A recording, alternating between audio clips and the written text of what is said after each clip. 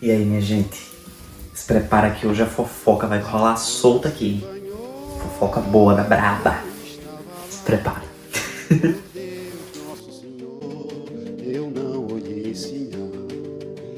Estava lá na roça, só de olhar ninguém. Não. Gente, hoje a gente vai conversar um pouquinho sobre o espetacular, o incrível, o Som e a Fúria do William Faulkner.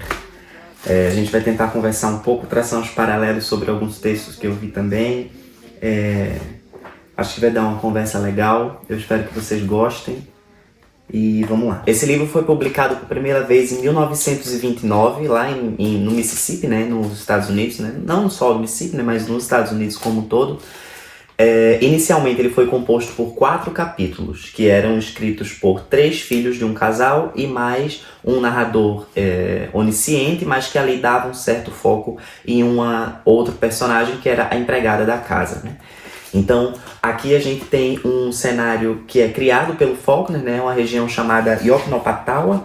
Aqui nessa edição em inglês tem um mapa muito interessante que mostra algumas cenas. É muito interessante para a gente entender melhor, porque a descrição dos locais aqui no texto bruto é muito complexa às vezes de entender, então um material de apoio desse ajuda muito. Pronto, aqui essa região de Yoknapatawpha, que é equivalente à região de Massachusetts, que é a região, inclusive, onde o Faulkner nasceu e passou muito tempo da sua vida lá. Então, Faulkner é sempre muito relacionado e muito ali por dentro, né, de tudo aquilo que acontecia ali naquela região. E se a gente for pensar no contexto histórico, né, o que é que estava acontecendo ali naquele momento, naquela região sul dos Estados Unidos, ainda muito ligado com o sistema escravocrata, diferente do norte, né? Então ali a gente tinha, naquele período de 1861 até 1868, a gente tinha aquele período da Guerra de Secessão, né, do norte contra o sul, aquelas ideias abolicionistas e escravocratas, e aí o sul sai perdedor, né, e aí tem que reestruturar tudo aquilo. Então, isso por si só já cria um cenário muito influenciador, tem um mosquito aqui voando, na literatura, né, nas artes como um todo, né? Principalmente ali no que diz respeito a realmente o modernismo propriamente dito, né? Que se a gente for pensar, né, em tópicos que sempre são presentes, né, sempre estão presentes nas narrativas modernistas, tem tudo a ver com esses momentos políticos que aconteciam ali no final da segunda metade, da segunda metade do século XIX para cá, né?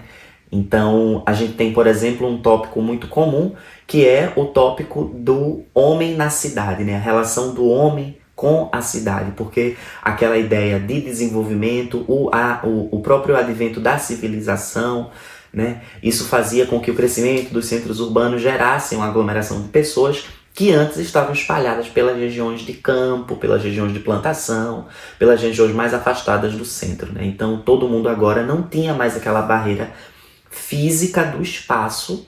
No entanto, existia agora, enquanto estava todo mundo junto na cidade, outras barreiras emergiam, que eram as barreiras sociais, né? Vinculadas, né, e fomentadas, né, principalmente ali pela violência, pela posse, pelo poder, né, seja de terra, seja de propriedade, seja de homens, né, já que muito daquela economia era totalmente baseada na mão de obra escrava. Então, a gente tem um cenário que muitas vezes é presente na literatura, onde retoma essa ideia de uma mudança, né? De uma saída de um sistema para o outro sistema, né? Aquela ideia do sul dos Estados Unidos, do velho sul dos Estados Unidos, lutando para se manter sul dos Estados Unidos, né? Entendeu? Com aquela ideia que ele sempre tinha, sempre muito conservador até hoje. Então, eu entendo como assim, não sendo exclusiva, mas tem um peso muito importante, essa ideia da junção do homem na cidade, né, ao mesmo tempo em que ela é totalmente obstruída pelo surgimento de separações sociais entre os homens, né, mediante todas essas métricas, né, que existiam, que separavam os homens, né, tanto em questões de posse, como eu falei, como até questões de cor de pele, por exemplo, e sexo, por exemplo, também. Então, Pensando, por exemplo, nesse contexto dos Estados Unidos, no Brasil isso também aconteceu, né? Principalmente se a gente pensar sobre essa ideia de esse positivismo no sentido de mudança, no sentido de alternância, de modo de pensar, de modo de agir e tudo mais. Como, por exemplo, uma projeção interessante para isso seria a mudança da República do Café com Leite, né? Até porque até 1930, né? Até 1930 tinha aquela alternância de poder entre Minas Gerais e São Paulo, né? Alternando o tempo todo. Então já estava saturando aquilo tudo, né? Lógico que essa discussão ela é muito mais complexa, né? Então, as pressões, tanto para Minas quanto para São Paulo, era um jogo ali muito complexo naquela época. E aí até 1930 era sempre essa alternância, né? Aí Washington Luiz recebe um golpe de Estado e aí é o que dá o fim ao que a gente chamava de Velha República, né? E isso também é muito trabalhado em muitos textos da nossa literatura, né? Lima Barreto trata muito disso, Policarpo Quaresma é um grande exemplo disso, né? Do Lima Barreto. Muitos outros textos também falam disso. Tem muitos textos interessantes do Buarque de Holanda e também do Darcy Ribeiro sobre isso. Eu posso colocar aí embaixo, tem um texto do Darcy Ribeiro muito interessante sobre isso também. Então a gente tinha claramente, junto com essa ideia de divisão do homem na cidade, criava-se também, isso funcionava como um proxy para uma divisão do Estado como um todo. Muito diferente daquela ideia que tinha sido quase que solidificada depois do resultado da Primeira Guerra Mundial, de que estava todo mundo junto, todo mundo no mesmo barco, mas pelo visto não estava, né? Porque quando estava todo mundo junto, de fato ali, se não no barco, agora na cidade, a gente via que, na verdade, embora todo mundo tá perto ali, mas tá cada um ali no seu jogo, no seu grupo, seguindo os seus interesses e agindo segundo a sua cordialidade, né? Roubando o termo do Sérgio Buarque de Holanda, quando fala no Raízes do Brasil, de agir com o coração, né? Chamando o brasileiro de homem cordial, né? E aí que eu acho maravilhosa essa... É quase um ato falho, né, nosso, né, enquanto interpretadores, né, de uma obra, né? Eu acho essa história maravilhosa. Falando um pouco agora sobre a estrutura do livro, né? A gente vai ter 4 capítulos que foram iniciados com a obra completa, sim, né? Começou sendo 4 capítulos, mas ali em 50 e um pouquinho, o Faulkner adicionou mais um capítulo às edições seguintes, né? E até hoje, as edições sempre saem com esse capítulo. E é muito difícil não considerar isso parte, todo mundo já considera parte do livro, né? Então, o livro contém 5 capítulos. 4 deles são narrados por personagens em fluxo de consciência, né? Uns mais, outros menos, mas são narradores muito diferentes, muito complexos. É de uma família, né? Então a gente tem cada os filhos da família narram alguns desses capítulos.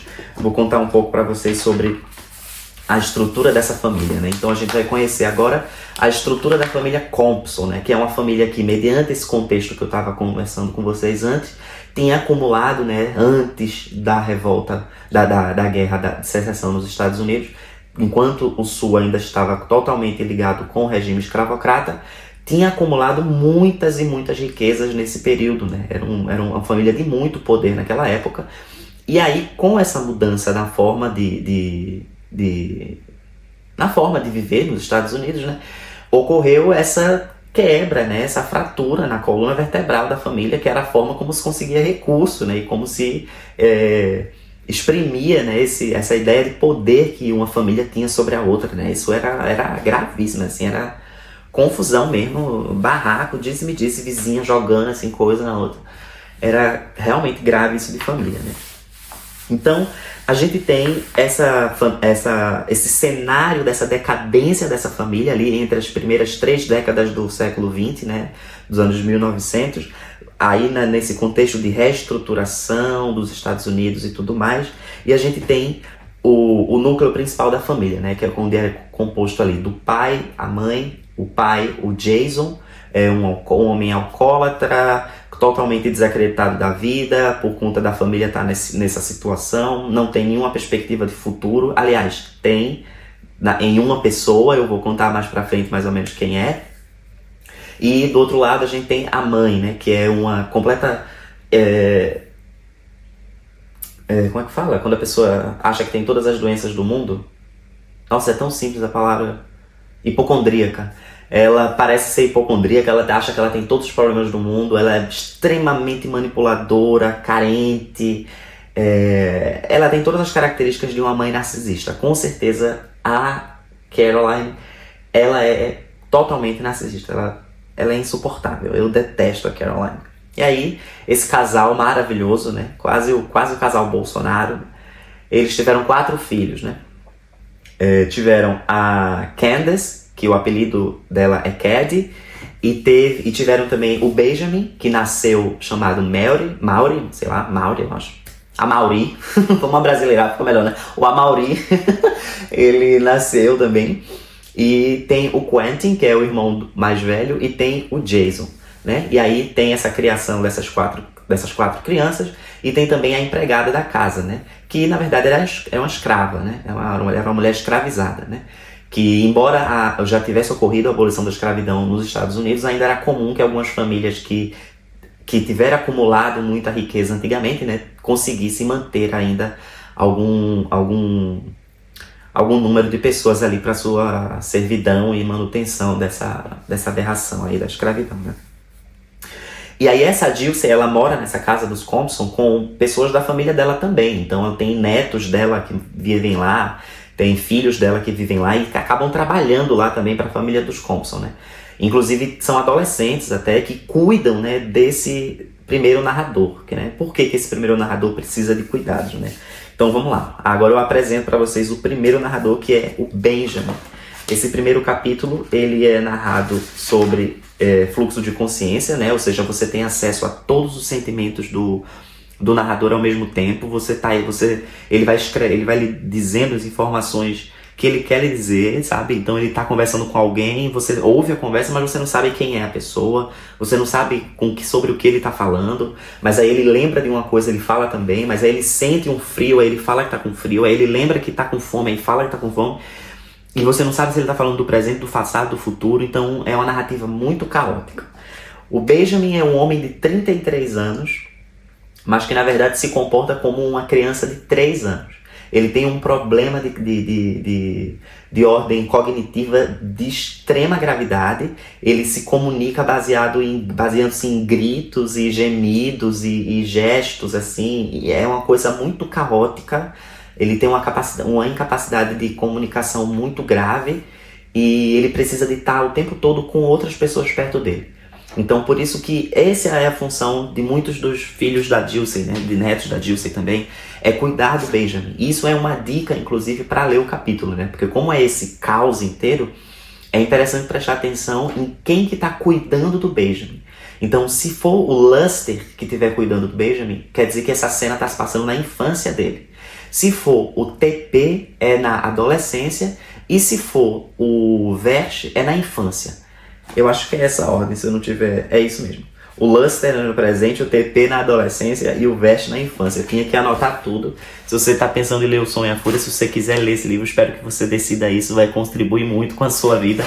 Mas saiba que você vai precisar ter uma certa paciência. Porque não dá para ler qualquer coisa, isso aqui assim, não dá para ler isso na Conde da Boa Vista ou então no terminal Tancredo Neves, com o cara vendendo paçoca e cocada e chip da TIM a R$10 com crédito no WhatsApp. É complicado. Então, com paciência vai conseguir. Bom, então voltando aqui pro Benjamin, eu vou tentar achar uma parte aqui. Deixa eu só tirar essa luva aqui. Nada contra, viu, Companhia das Letras? A gente ama quando vocês mandam as edições com luva. Não precisa parar de mandar nunca. A gente adora.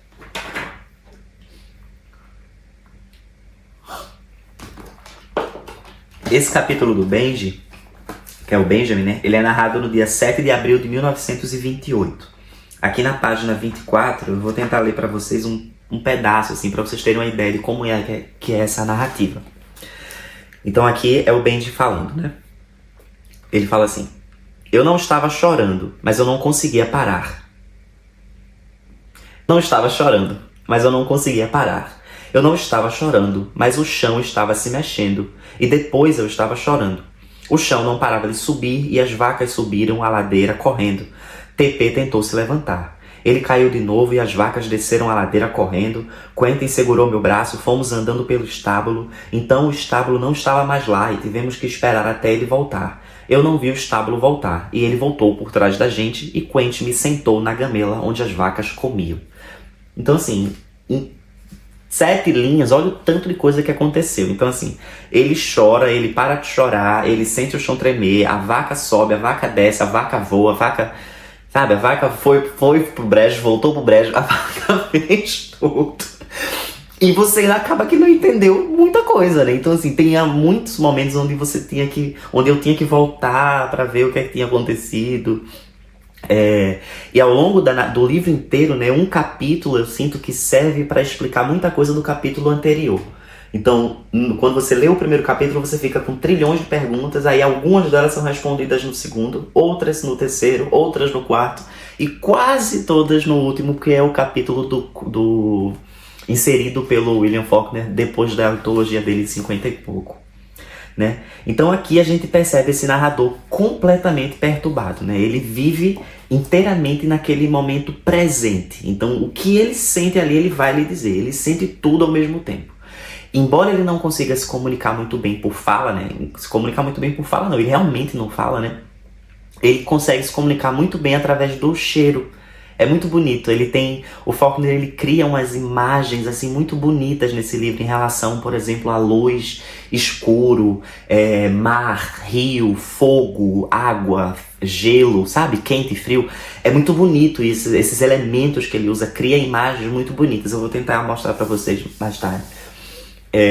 Uma coisa bonita também é essa relação com o cheiro que ele tem com a irmã. Ele gosta muito do cheiro da irmã, do cheiro do cabelo da irmã. Ele fala o tempo todo que a irmã tem cheiro de árvore. A Caddy tem cheiro de árvore, a Caddy tem cheiro de árvore. Então é uma narrativa muito bonita, se criam as imagens assim. Dá pra perceber uma prosa bem poética por trás ou por trás ou por dentro ou por diante, sei lá, mas intrincada ali de um jeito, engendrada na narrativa caótica do Faulkner. Isso é muito interessante.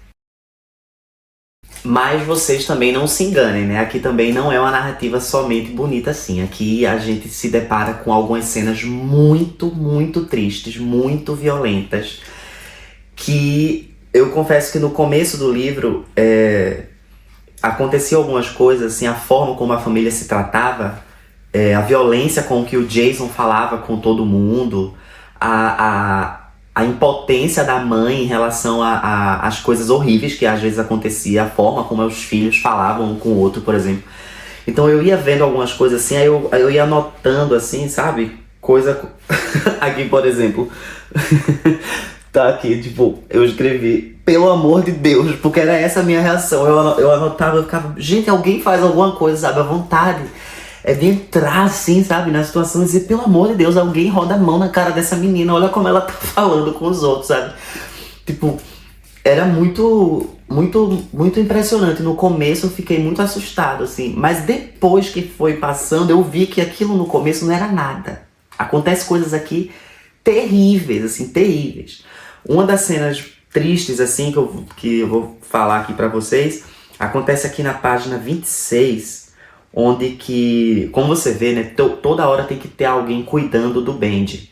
Então assim, ele é uma pessoa que passa o dia inteiro indo na mão de todo mundo, entendeu? Então toda hora tá alguém, alguém pega o Bendy, alguém faz isso, cadê o menino? Pega ele pra poder dar comida pro menino, não sei o quê.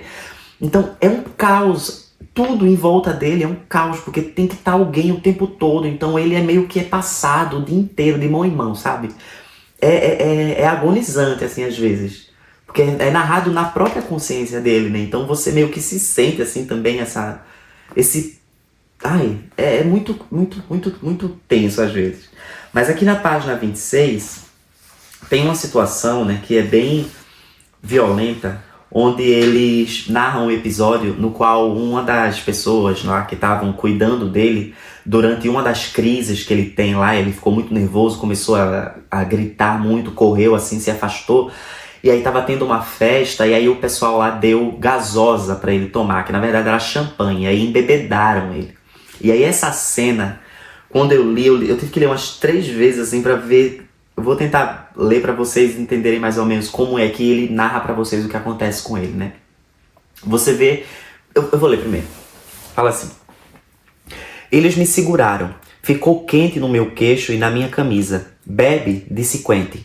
Seguraram minha cabeça, ficou quente dentro de mim e comecei outra vez. Eu estava chorando, agora, e alguma coisa estava acontecendo dentro de mim.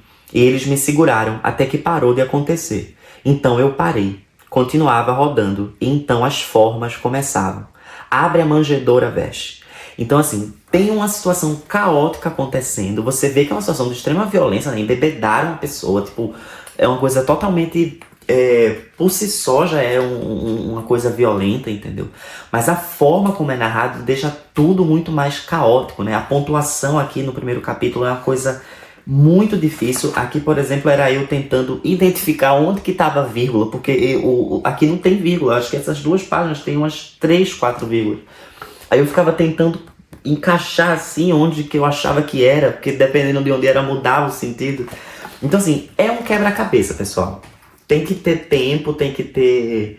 embora eu acho que eu li até muito rápido em relação a outros livros, porque eu leio muito devagar. Eu li em um mês, eu acho que 25 dias. Eu fiquei até impressionado, porque eu realmente leio muito devagar, mas até que foi bem rápido mesmo. Então, esse primeiro capítulo do Quentin, do Bendy, ele serve para dar um tom inicial assim, do caos que está acontecendo aqui. Até o próprio título desse livro, né? O Som e a Fúria.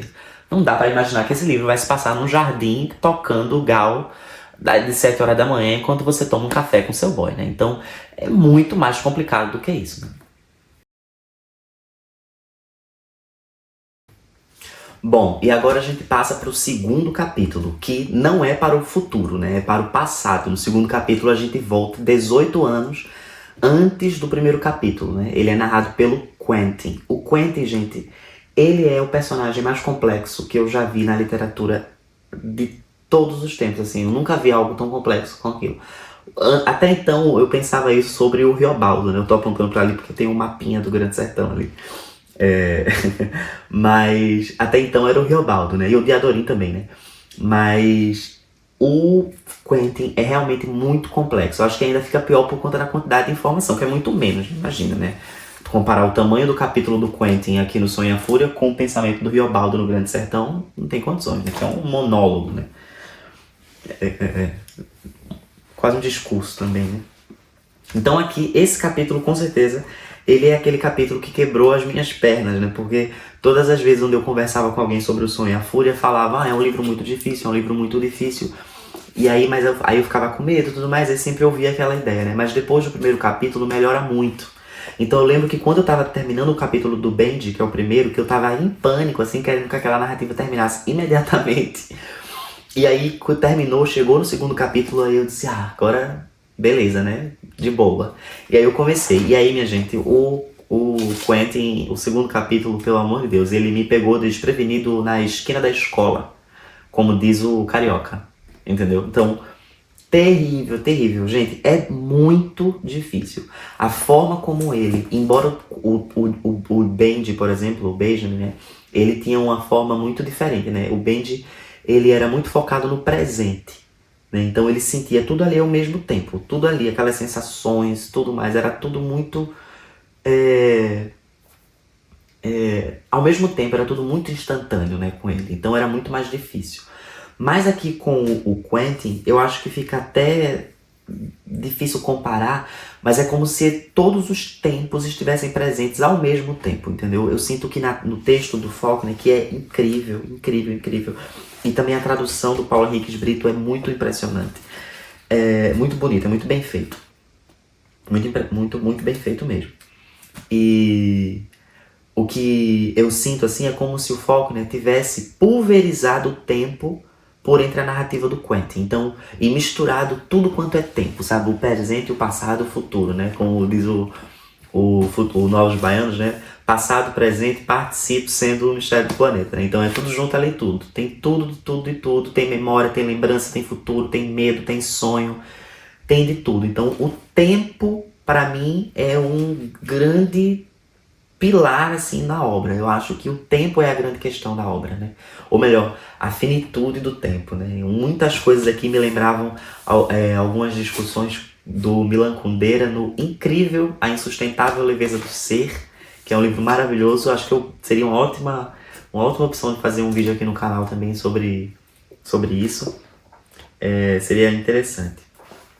Bom, eu vou tentar pegar aqui algum trecho sobre o Quentin, mas eu acho que, por exemplo, vocês pensarem no Quentin, sobre toda essa complexidade, ela se explica por muita coisa também, né? O Quentin, ele é tido como o filho mais inteligente da família. Então ele tem muita pressão em cima dele desde muito cedo, ele é o mais velho. Então ele é o único filho da família Compson que vai para a faculdade, né?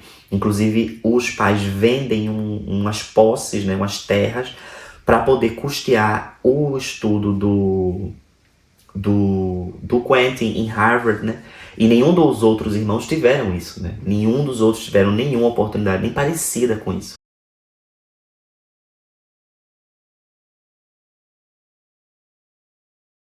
E o Quentin, ele tem toda essa oportunidade. Só que ao mesmo tempo, quando ele tem essa oportunidade, ele também tem esse peso, né?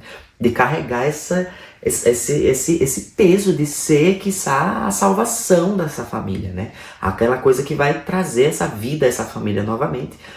Então ele vive com esse peso, esse medo, essa insegurança, essa ansiedade em relação a tudo isso. E o tempo é um constante torturador na história do Quentin, né? Tanto do medo do futuro, tanto essa ansiedade do presente, né? E também um certo, não sei se remorso, se arrependimento, mas um certo amargor assim na boca, sabe? Um gosto ruim na boca que ele tem, eu sinto, em relação ao passado dele, né? Porque tem uma questão no seu passado que é muito complexa, né? O Quentin, ele tem uma idolatria, uma atração amorosa, sexual, bizarra, assim, pavorosa pela irmã dele, pela Candace, né? Pela Caddy. Então isso torna a narrativa extremamente complexa, até porque tem horas que você não sabe entender, você não consegue entender se aquilo realmente está acontecendo, sabe? Você pega algumas coisas na narrativa dele e você fala, cara, será que ele está falando nesse sentido? Mas, pô, é a irmã dele. E aí você deixa passar uma vez, pelo menos comigo foi assim. E aí acontecia outra coisa, aí de novo, e aí eu fui vendo assim, eu fiz, porra, não tem jeito, isso aqui tá muito errado. Tá muito feio, gente, para com isso, por favor. Era muito, assim, dava um nervosismo, assim, certas vezes, esses capítulos. Tudo muito errado, gente, muito errado. É muita complexidade nas relações dessa família, assim. As relações são muito complexas, sabe? Me lembrava muito as questões lá dos Buendia, nos 100 Anos de Solidão, do incrível Gabriel Garcia Marques, do Gabo. Me lembrava muito aquelas tramas lá dos Buendia, com Remédios. Inclusive a Dilce, que eu vou falar mais pra frente, vai ter outro paralelo com 100 Anos de Solidão. Então, gente, é isso que eu tô tentando explicar. O Quentin, ele é esse personagem que tá sempre em fúria com o tempo. Ele tá em eterna briga com o tempo. A angústia da vida do Quentin é o tempo. Deixa eu achar aqui uma das projeções mais lindas que eu já vi na literatura. E tá aqui, é a frase de abertura do capítulo do Quentin. Aqui na página 80. Bom, só lembrando, esse capítulo do Quentin, ele foi escrito 18 anos antes do capítulo do Benji, então a gente volta muito no tempo, né? E aí ele narra uma cena, né, logo no começo do capítulo dele, bem no comecinho mesmo, ele fala de uma cena muito importante na vida dele, que foi uma conversa que ele teve com o pai. Então, preste atenção nisso aqui, escute isso aqui 2 vezes se você puder. Eu fiz todos os meus amigos lerem isso daqui, eu postei isso 30 milhões de vezes, porque é impressionante. Eu vou ler. Quando a sombra do Castilho apareceu na cortina, era entre 7 e 8 horas. E, portanto, eu estava no tempo de novo, ouvindo o relógio. Era o relógio do meu avô. E quando eu o ganhei do meu pai, ele me disse: estou lhe dando o mausoléu de toda esperança e de todo desejo.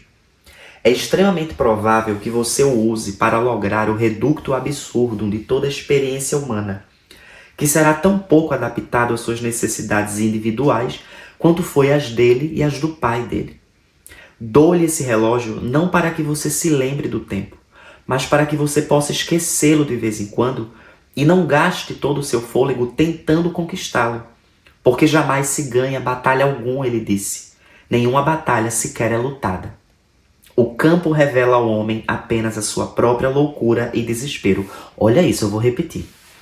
Porque jamais se ganha batalha alguma, ele disse. Nenhuma batalha sequer é lutada. O campo revela ao homem apenas a sua própria loucura e desespero. E a vitória é uma ilusão de filósofos e nécios. Gente, que livro espetacular. Que livro impressionante. Essa cena é impressionante. É muito bonito isso aqui. E olha que isso é somente a primeira parte do capítulo do Quentin. Depois isso fica muito mais bonito, assim. É muito bonito, assim, é aquilo, né?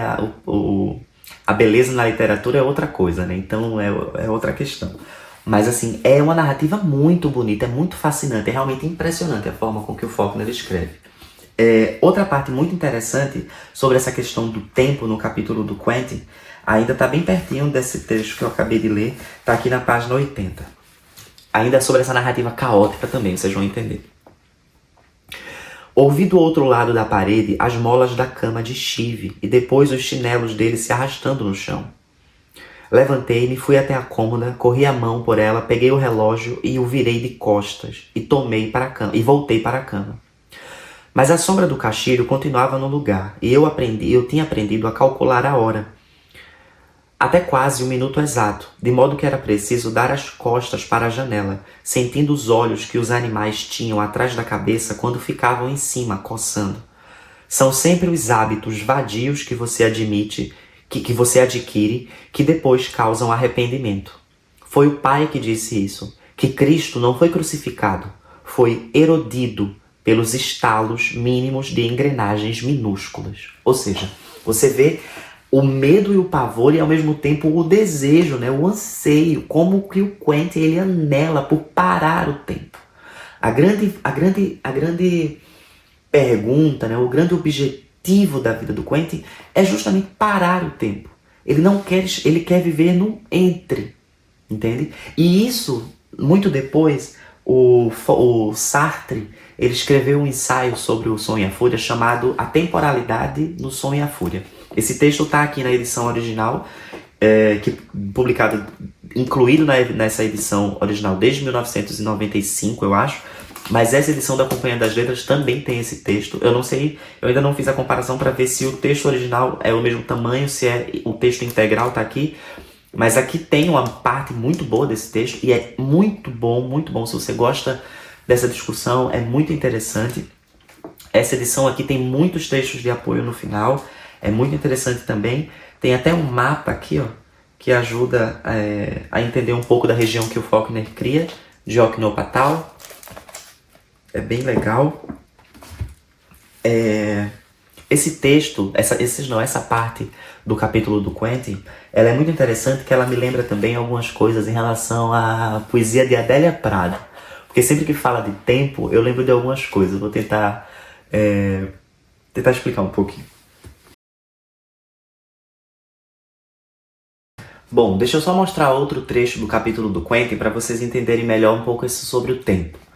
É uma cena muito importante também essa. Ele fala assim: fui até a cômoda e peguei o relógio, ainda com o mostrador virado para baixo. Lembra lá, né? Quebrei o vidro na quina do móvel e aparei os cacos na mão e coloquei no cinzeiro e arranquei os ponteiros e os pus no cinzeiro também. O tic-tac não parou. Virei o mostrador para cima, mostrador vazio, as engrenagens atrás dele continuavam a rodar e a estalar sem dar de conta. Então é um momento muito interessante quando ele passa por um momento muito, quase que uma experiência epifânica, assim, né? Com o fato de quebrar esse relógio, né? O tempo sendo parado por ele ali. Então era isso exatamente o que ele queria, né? Então isso me lembra uma reflexão que a Adélia Prado fala, que tem uma aula dela no YouTube impressionante. Eu sempre mando isso para os meus amigos e converso sobre isso com os meus amigos. Eu acho que é uma das coisas mais lindas que um ser humano já conseguiu projetar, que é uma aula que a Adélia Prado dá sobre o poder humanizador da poesia. E uma das ideias que ela trabalha nesse vídeo, nessa aula, é a ideia de que a obra de arte ela tem a capacidade de aglutinar o tempo, de encapsular o tempo, né? De congelar o tempo. Então, se você, por exemplo, ouve uma música, né? E escuta aquela coisa, por exemplo, eu tô aqui com esse álbum do Milton Nascimento. Eu escuto esse álbum do Milton Nascimento por conta da minha avó há muitos anos. Há muitos anos. Então, eu me comovo com isso aqui há muito tempo, tá ligado? Há muito tempo. Só que assim, daqui a muitos e muitos anos, quando eu escutar isso aqui, quando eu escuto isso até hoje, eu sinto um sentimento muito parecido com o que eu sentia antes, entendeu? Por quê? Porque esse sentimento, né, que é mediado por uma obra de arte, ele não passa, ele fica, ele é apreendido. Porque se você tá aqui de boa, você tem somente um pensamento e você não faz nada sobre esse pensamento, você só teve. Ele veio, ó, e passou. Só que quando você tá com esse tipo de pensamento, de sentimento, né, e você atribui isso a uma obra de arte, né, quando você lembra uma música, você sente isso quando você vê uma dança, você sente isso quando você ouve aquela música, onde você fala, poxa, eu achei que só eu sentia isso, mas aí o Milton gravou Amor de Índio naquela época, tá ligado? Aí esse é o processo que a Adélia fala de ser um processo humanizador, no qual você para e pensa assim, bicho, se eu, que sou um ser humano, né, olho pra isso e me comovo, e outras pessoas se comovem com isso há tantos anos, quer dizer que o outro também é como eu, é gente como eu também sou. E que se ele também ouve, ele também sente, ele também é humano, que o outro também é, que o outro também é. Então daí nasce um processo de humanização, que tem como premissa a paralisação do tempo, né? A obra de arte, ela não... O ferrugem não corrói a obra de arte, né? A traça não corrói, o ferrugem não come a obra de arte. Ela está por entre o tempo, ela está além do tempo. Ela está na terceira margem do rio do tempo. Entende? Então, não pega, não se pega. Não se mensura, né? Ainda sobre o texto do Sartre, eu queria ter a capacidade de síntese para poder explicar isso aqui de uma forma mais fácil para vocês, mas infelizmente eu não tenho e também não vou me arriscar a fazer isso, porque isso aqui é tão bem escrito que eu me recuso a tentar parafrasear. Então eu vou ler um pouco para vocês. Ele fala ainda sobre essa finitude do tempo, né? A desgraça do homem é ser temporal.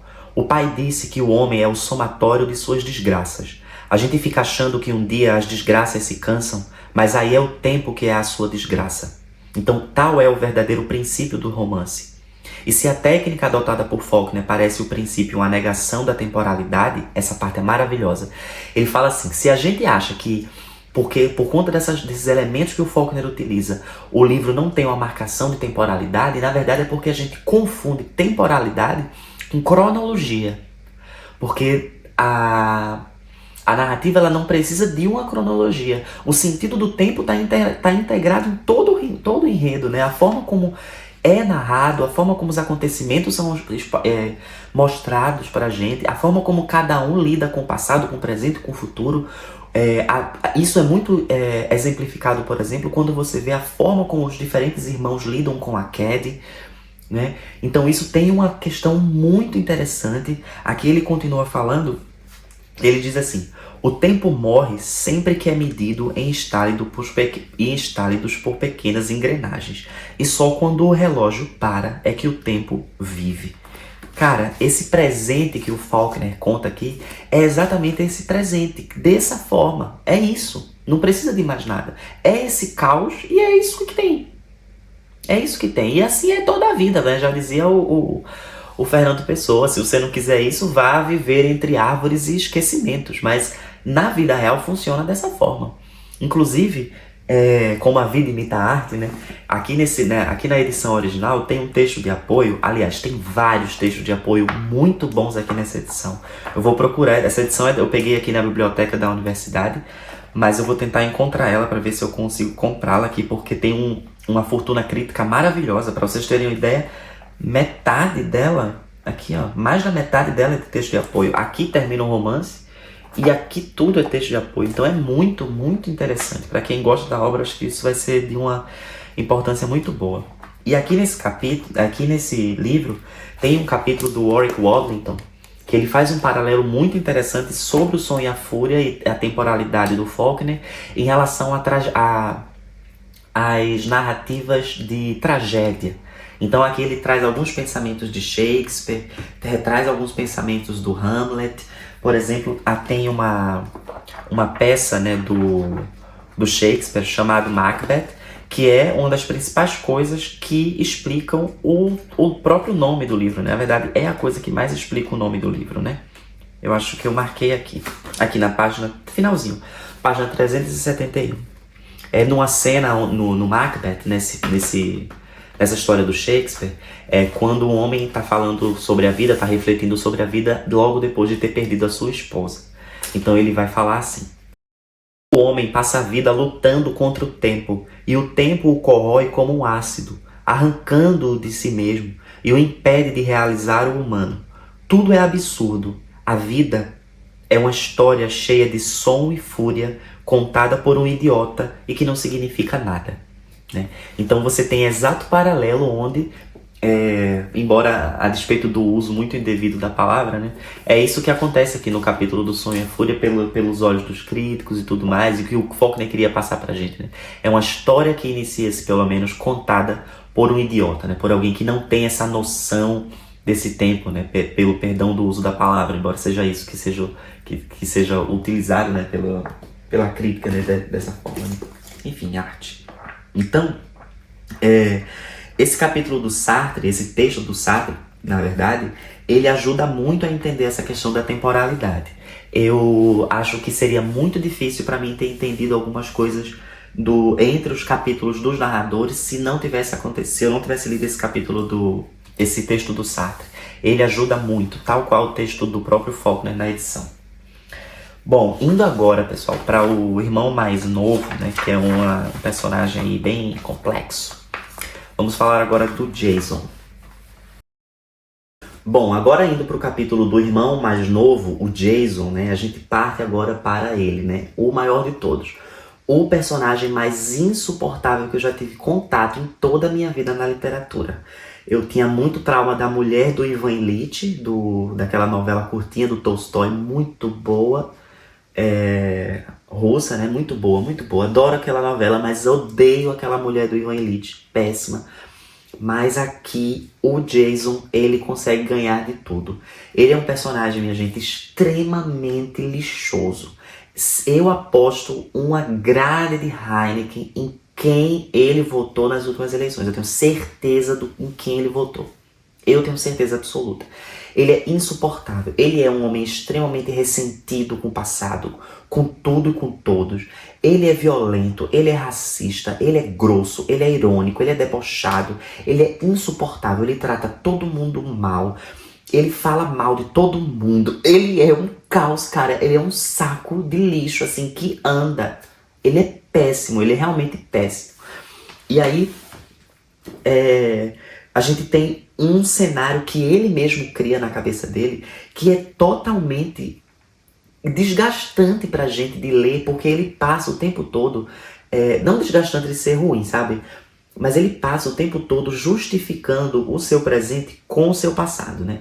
Então, o fato dele nunca ter tido, por exemplo, a mesma oportunidade do Quentin de ir estudar em Harvard, por exemplo, ele utiliza disso assim, à torta e à direita. Ele acorda do nada, vai tomar um café na cozinha, ele pega e joga isso na cara de alguém. Então, ele tem um ressentimento sobre isso, assim, terrível, e tem problema com todo mundo. Ele tem completo pavor pela irmã, ele odeia a irmã dele, né? Ele detesta a irmã dele. E a irmã dele tem uma filha, né? A Quentin, né? Que eu falei. Ele também detesta essa sobrinha dele. Porque a irmã dele, né? Digamos que ela é uma mulher assim que gosta de se divertir. Ela é uma mulher de bem com a vida, né? Uma mulher que vive bem, digamos assim, né? E aí ele não aceita essa forma como ela vive. Ele atribui a ela o fato da família estar vivendo essa merda dessa vida deles, entendeu? Porque ela tinha arrumado um boy, né? Um casamento. Depois esse casamento deu até errado. Mas ela tinha arrumado um boy que tinha prometido um emprego pro Jason. E aí ela tentou ficar com o boy um tempo, mas aí deu errado, engravidou, separou do boy. E aí ficou solteira, né? E foi embora, curtir a vida dela e deixou a menina ficando na casa do dos avós, né, do Jason e tudo mais. Né? Na verdade, ela não deixou a filha teve que ficar lá. E aí, o Jason, ele atribui a ela toda essa desgraça da família, entendeu? Principalmente também a Quentin, né? A Quentin representando meio que o símbolo mor, né? Dessa relação fracassada, né? Então, o fato desse casamento não ter acontecido acabou, né, com o plano do Jason de ter um emprego muito bom que o cunhado dele teria prometido para ele, né? Então, é uma coisa totalmente do particular dele, né? Obviamente ele não está preocupado que a filha está sendo criada longe do pai ou de que a mãe não está sendo criada. Ele está cagando para isso. Aqui nesse texto do Sartre, ele ainda trabalha um pouco essa ideia sobre esse ressentimento que o Jason tem em relação a tudo, nessa ideia do que poderia ter acontecido com ele, caso o pai dele também tivesse dado dinheiro para ele ir estudar em Harvard, caso ele tivesse conseguido aquele emprego com o boy lá da irmã dele, entende? O Sartre trabalha essa ideia muito bem aqui nesse texto. Eu vou ler aqui para vocês mais 2 trechos pequenininhos. Ele fala assim: o homem não é de todo modo um somatório do que ele tem, mas a totalidade do que ainda não tem, do que poderia ter. A perda de toda a esperança, por exemplo, não exclui a realidade humana de suas possibilidades. Ela é simplesmente uma maneira especial de estar em relação a estas mesmas possibilidades. Entende? Então você vê que cria-se aquela ideia de que queria ter uma visão de mudança, mas na verdade você vê que essa família, ninguém ali está mudando nada, ninguém ali está fazendo o mínimo esforço para mudar nada. Pelo menos até o recorte que a gente recebe, né? Até o final mesmo, né? Não traz essa ideia de solução nem de nada, né? Eu acho que na verdade isso é uma coisa totalmente proposital que o Faulkner cria, né? Para tirar mesmo, né, esses pontos que são comuns de romances, né, na literatura, né? Sempre tem, né, muitos romances que tem aquela narrativa que tem um ápice, depois a calma e tudo mais. Aqui não. É tudo um caos. Entendeu? É tudo um caos. É tipo, não é que hora tá quente ou ela tá frio. É tipo, 0 grau para mim tá ótimo, entendeu? Então aqui, do mesmo jeito que Recife, as estações, a gente brinca, né, que é quintura, não sei o que, não sei o que, não sei o que. Pronto, aqui os humores desse livro é sempre caos, briga, guerra, derramamento de sangue, criança chorando, sabe, confusão, show da Taylor Swift. Sempre tem confusão. Onde tá tendo confusão. Onde tem essa história tá tendo confusão. Bom, para vocês pegarem mais ou menos como que é o capítulo do Jason, eu vou pegar aqui um trecho da 184, aqui nessa edição da Companhia das Letras, para vocês entenderem um pouco melhor. Ele parte de uma ideia muito estática, né? Enquanto que o Quentin é aquela ideia do novo, né? Do que sai para estudar, do que vai dar um futuro e tudo mais. O Jason, ele acaba representando o que não sai do lugar. Ele acaba representando o velho sul dos Estados Unidos, né? Aquela coisa estática, antiga e vivendo daquele jeito que ele vivia. Então ele é um homem que já está também muito desacreditado de tudo, né? A partir das suas próprias frustrações e a partir também do ser humano lixo que ele é, né? Então, no começo do capítulo do Jason, aqui em 1928, ele fala assim, veja como ele começa de forma. Ele é bem simpático, o Jason é um querido, você vai entender. Olha isso, ele está falando da sobrinha dele. Uma vez vagabunda, sempre vagabunda, é o que digo. O que eu digo é que a senhora é feliz se a única preocupação é ela estar matando aula. Ele está falando sobre a sobrinha com a mãe dele, né? O que eu digo é que ela devia estar lá embaixo na cozinha agora mesmo, em vez de socada no quarto dela, lambuzando a cara com maquiagem e esperando que 6 negros que nem conseguem se levantar da cadeira, se não devorarem uma panela cheia de pão e carne, preparem o café da manhã dela. Então assim, você já começa um queridinho, né? Outro que a gente tá vendo que a gente tem certeza, eu tenho certeza em quem esse cara votou. Eu tenho certeza absoluta em quem ele votou. Entendeu? Então, esse é o tom inteiro do capítulo do Jason. Ele tem problema com todo mundo, ele odeia todo mundo. Ele é realmente o pior personagem que eu já conheci na literatura. Ele é um dos, assim, ele chega nesse pódio, assim, facilmente. E aí, eu lembrei de um paralelo com um livro que eu li um tempinho atrás, da Lia Schwartz, que é O Espetáculo das Raças, que fala um pouco sobre essa ideia que ela não é tão somente artística assim. Isso teve uma repercussão bem assim mesmo real nas nossas vidas, inclusive aí no Brasil. Eu vou tentar contar rapidamente um pouquinho para vocês. Então, ao longo do capítulo do Jason, né, que ele fica falando daquela forma que ele fala, violento com todo mundo e tudo mais, ele deixa passar no discurso dele de que ele é um tipo de pessoa que acredita naquela ideia de que as pessoas conseguem ser separadas mediante coisas que ele tende a chamar de intrínsecas de cada um, né? Essa ideia não é original do Jason, né? Tampouco do William Faulkner. Essa ideia, na verdade, ela é bem real e ela bebeu de muitas fontes, né? Principalmente da fonte da ciência, né? A Lilia faz um paralelo entre o racismo no Brasil aqui, não um paralelo, né, mas ela faz uma explanação entre as teorias de branqueamento, né, entre as chamadas teorias raciais, que eram teorias absolutamente infundadas, né, que utilizava de alguns conceitos que, embora sejam fatos, como por exemplo os processos e os mecanismos evolutivos, né, ali, migração, mutação, seleção, deriva, né, então eles usavam desses termos, sabe, seleção natural, genes, não sei se eles usavam o termo gene, acho que já, né, final do século XIX, já tinha, né, acho que já não estava, o dogma central da biologia molecular ainda não tinha sido formado, mas eu acho que já tinha uma ideia ali meio antiga, meio primitiva, na verdade, de uma questão de hereditariedade, né, com certeza, os trabalhos do Mendel já tinham sido publicados há muito tempo. Então existia tudo isso. E também, por outro lado, existia essa dinâmica de acreditar que os homens não tinham futuro, assim, não tinha projeção de mudança, né? De que o homem nasceria com alguma determinada projeção, característica que iria projetar em ele alguma coisa que ia seguir ele pro resto da vida. Então, assim, que teriam homens que são essencialmente mais inteligentes, que são essencialmente mais prudentes, que são essencialmente mais violentos, né? E claro, eu não estou falando aqui de pessoas que têm problemas assim, diagnosticados com questões psíquicas graves. É óbvio que isso tudo existe. Sendo que não era isso que acontecia. O intuito não era ajudar pessoas que tinham doença. O intuito era segregar pessoas baseando-se em raça. Porque todos esses critérios que o darwinismo social utilizava, já que eles queriam utilizar de argumentos biológicos, que tipo de argumento biológico se sustenta só com uma variável ambiental, por assim dizer, né? Que essa variável ambiental na cabeça deles era sempre a cor de pele, né? Porque todo o jugo desse cenário, ele caía sobre as costas da população negra, né? Então sempre que saía como a mais afligida, né, de toda essa história, né? Um exemplo disso, por exemplo, para ilustrar isso para vocês, é o fato de que na época que essas ideias desses cientistas estavam chegando para cá, isso era um período muito interessante, né? Porque a gente recebeu no Brasil muita gente, né? Muitos cientistas de vários lugares do mundo que iam para lá para poder estudar.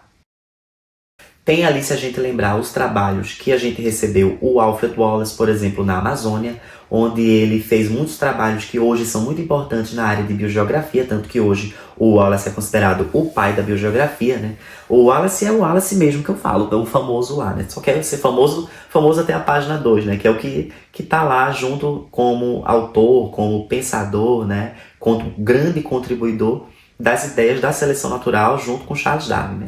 Sendo que aí é toda a história, isso aí dá um vídeo inteiro sobre isso, mas que a gente sempre conhece muito mais somente pelo Darwin, né? Mas o Wallace tem uma contribuição da maior importância em todas essas questões de biologia evolutiva, né? Que hoje mudaram, né? E hoje não se conversa sobre biologia, pelo menos não deveria, né?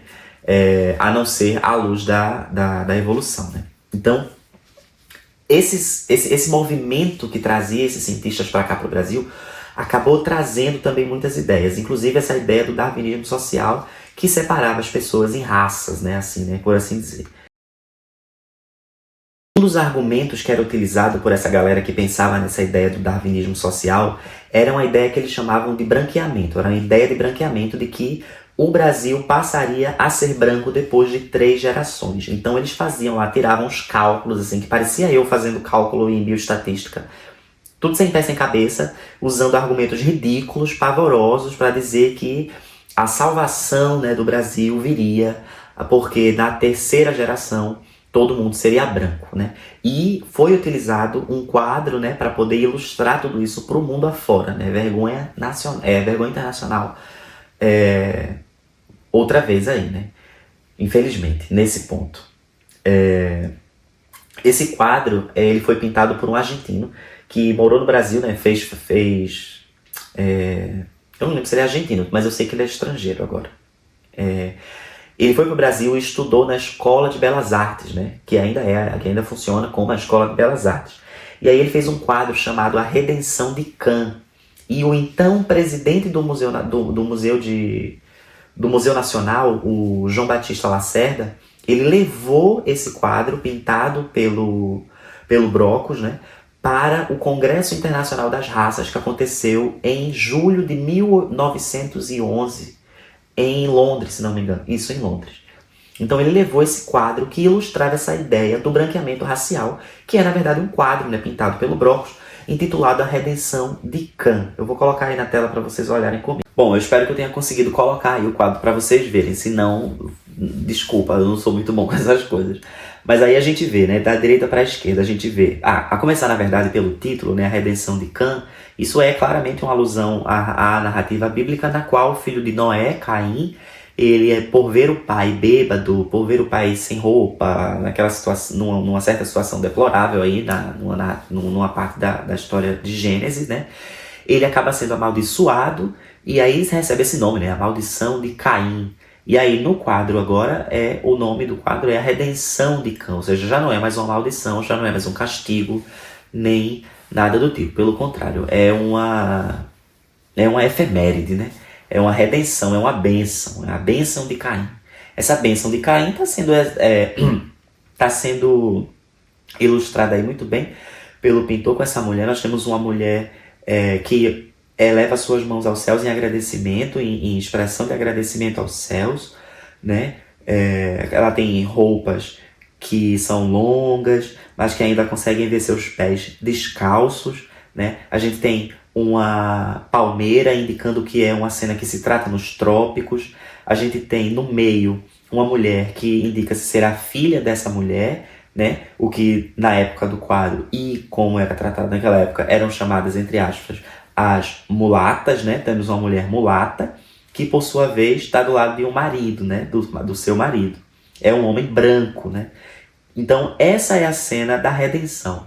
A redenção é a bênção que é considerada, que é considerado, né, o fato de que a população negra seria dizimada, no caso, né?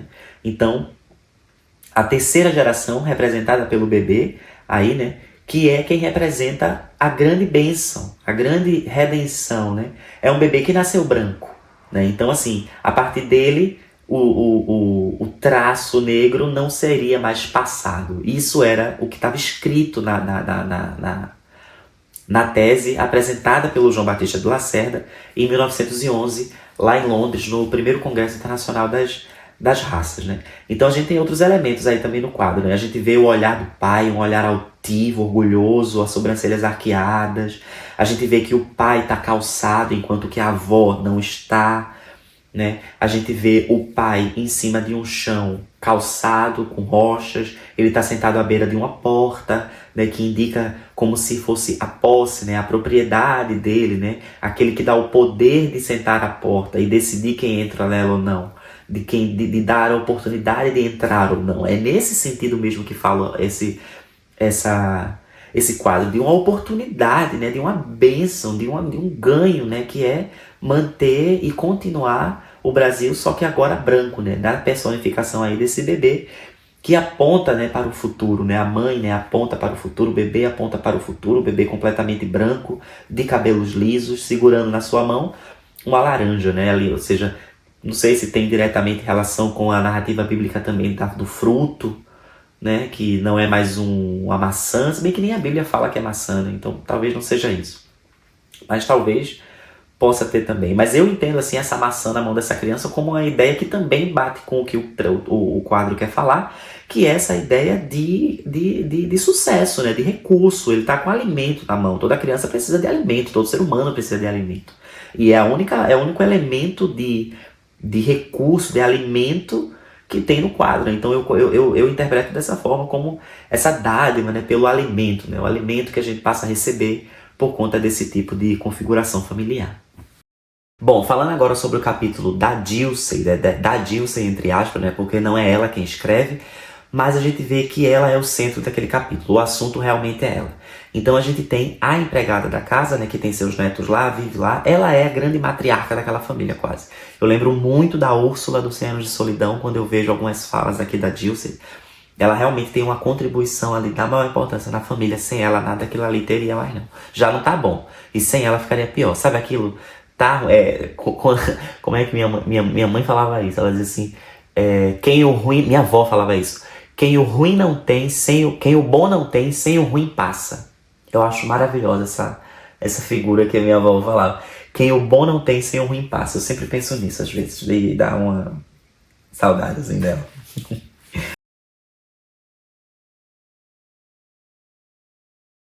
Então o capítulo da Dilce claramente vai contar a visão mais distinta dentre todos eles, né? Que todos os três são filhos do casal. Então agora a gente tem uma visão muito mais externa a pelo menos esse núcleo ali mais anterior da família, né? Mais assim, anterior no sentido de acima, né? Mais primeiro, né? Mais primeiro. Obrigado aí.